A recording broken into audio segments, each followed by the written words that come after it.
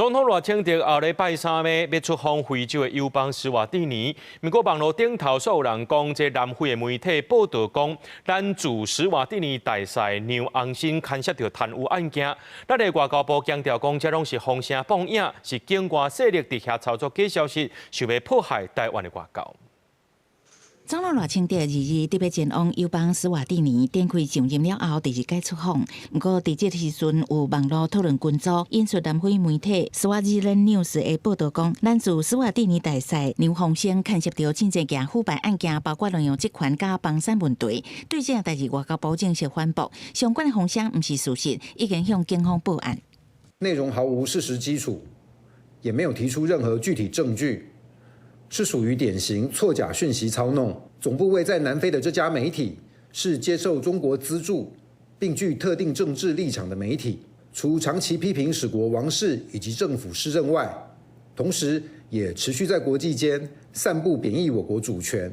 破壞台史邦誼的錯假訊息。外交部表示，紐鴻星大使2018年到任了後，積極深化台史雙邊的關係，甲蘇國的王室政府關係良好，所以變做有心人士攻擊的對象。國講這是境外勢力操作假消息，想要破壞咱國外交關係，傷害第一線的外交人員。